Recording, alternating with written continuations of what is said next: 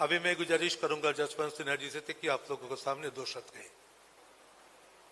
आपको ये जो आज की घटना है उसके बारे में शायद आश्चर्य हो रहा होगा कि क्यों इस उम्र में, जब एक तरह से मैंने दलगत राजनीति से, पार्टी पॉलिटिक्स से अपने को अलग कर लिया था, तो फिर मैं पार्टी में शामिल होकर, तो आज ऐसी सारी ताकतों को इकट्ठे आने की जरूरत है। बंगाल में चुनाव होने जा रहे हैं, इसमें कोई शक नहीं है कि तृणमूल कांग्रेस बहुत थंपिंग मेजॉरिटी के साथ सत्ता में वापस आएगी। लेकिन मुझे लगता है कि हम सबका कर्तव्य बनता है कि उस थंपिंग मेजॉरिटी को और थंपिंग बनाए और बंगाल से एक संदेश जाए पूरे देश में कि देश अब इसको बर्दाश्त नहीं करेगा। जो कुछ मोदी और शाह दिल्ली से चला रहे हैं उसको देश अब बर्दाश्त नहीं करेगा और उसका पहला टेस्ट यहाँ पर है।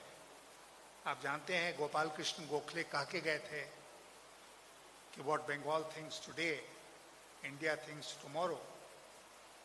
तो मुझे कोई शक नहीं है कि बंगाल के भविष्य के लिए ये चुनाव तो बहुत महत्वपूर्ण ही है, देश के भविष्य के लिए भी ये चुनाव अत्यंत महत्वपूर्ण है।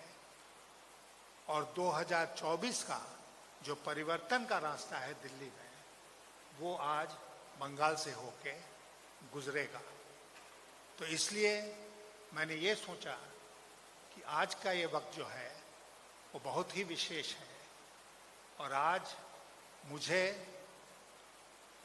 जो भी छोटी मोटी ताकत मेरे पास है उसको हमको जोड़ना चाहिए तृणमूल कांग्रेस के साथ और मिल के काम करना चाहिए।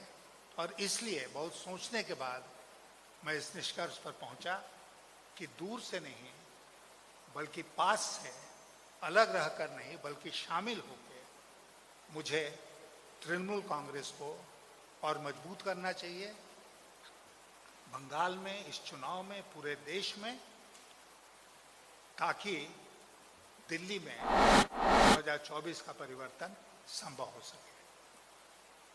तो ये मैं अपनी तरफ से आपसे कहना चाहता था। मैं आभारी हूँ अपने सारे वरिष्ठ साथियों का और विशेषकर ममता जी से, क्योंकि उनसे हमारी सुबह मुलाकात हुई, बहुत लंबी मुलाकात हुई, लगभग 45 मिनट हम लोग रहे साथ और कई मुद्दों पर चर्चा हुई।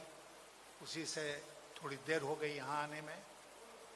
तो मैं अपने सारे साथियों का, विशेषकर ममता जी के प्रति आभारी हूँ कि उन्होंने मुझे ये मौका आज के दिन दिया है। बहुत धन्यवाद।